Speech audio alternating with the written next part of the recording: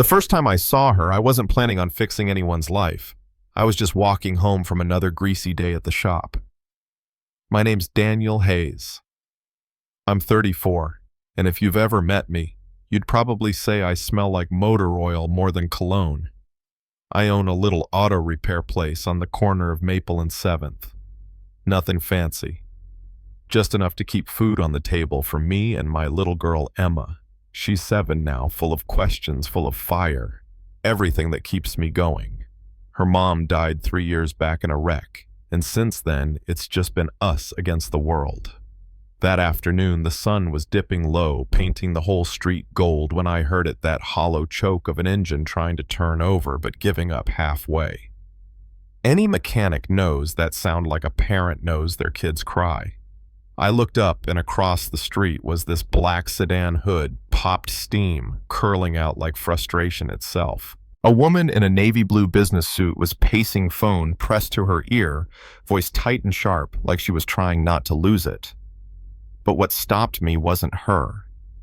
It was the little girl in the passenger seat, blonde hair and pigtails ribbons to match her pink dress, and that look, kids shouldn't have to wear that look. The one that says they know mom's in trouble and they don't know how to help. So I crossed the street, wiping my hands on my shirt out of habit, even though they were already stained. "Ma'am," I said, trying to sound casual, "looks like you're having some trouble. I'm Daniel. I run the shop just down the block. Mind if I take a look?" She ended her call. Studied me like she wasn't sure if I was trouble myself. "I'm Caroline," she finally said. "I was calling a tow truck. They told me it'll be 2 hours. 2 hours, and a bill that'll make your wallet cry." I grinned. "Sometimes it's just something simple. Won't hurt to check."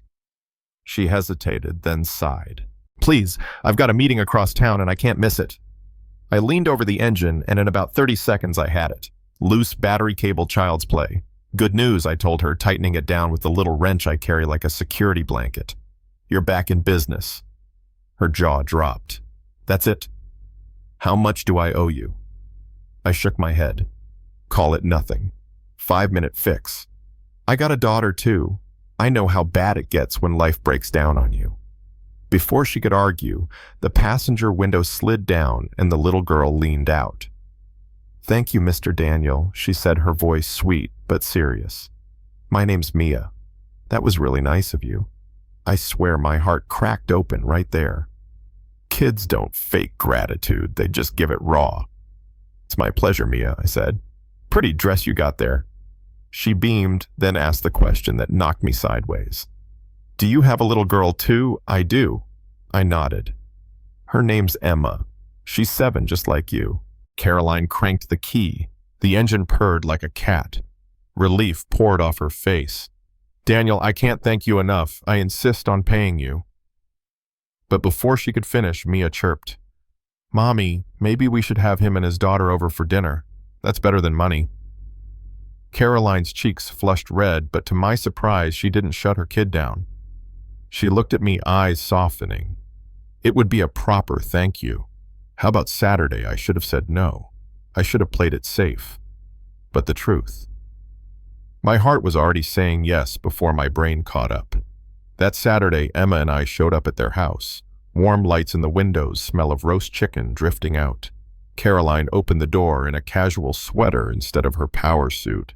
And for a second, she looked less like a lawyer and more like a woman who'd been carrying the world on her shoulders for too long. Dinner was easy natural. Emma and Mia hit it off instantly. Crayons scattered across the table as they drew castles and superheroes. While Caroline and I talked about the grind, about raising kids alone, about the nights we stayed up worrying if we were enough. I hadn't had a conversation like that in years. The kind where you feel seen.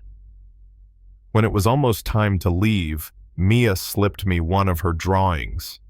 Stick figures me, her and Caroline standing beside the car. Big smiles across our faces. She leaned close and whispered, "You should marry my mom." She sat a lot, but she smiles when you're here. Emma could be my sister.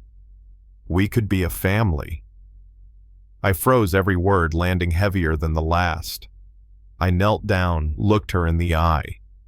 That's a big decision for grown-ups, Mia.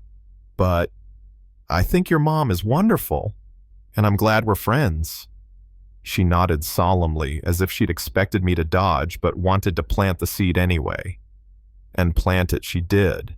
The months that followed were filled with dinners, outings, little moments that stacked up into something bigger than either of us had planned.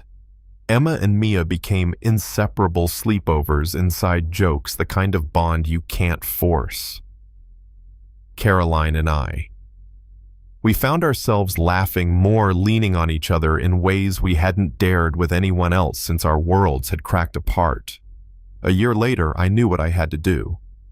On a sunny afternoon, I led Caroline back to the very spot where our story began, the street corner where her car had died.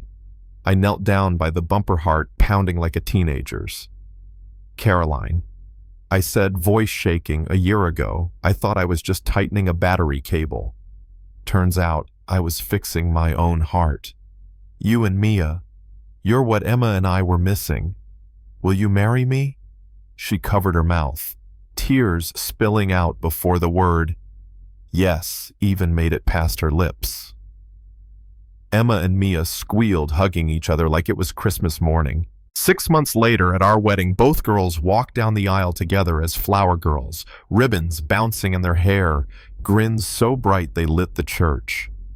During the reception, Mia tugged my sleeve and handed me another drawing.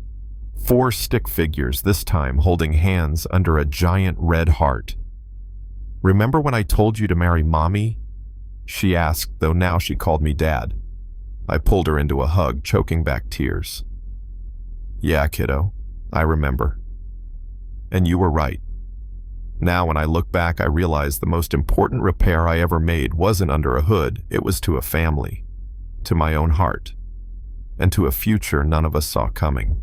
But let me leave you with this. What do you think? Was it fate or just coincidence? Should a man trust the wisdom of a child's innocent words, or should love always be a slow, cautious rebuild? Drop your thoughts in the comments, because sometimes the hardest questions about family and love don't come from adults at all.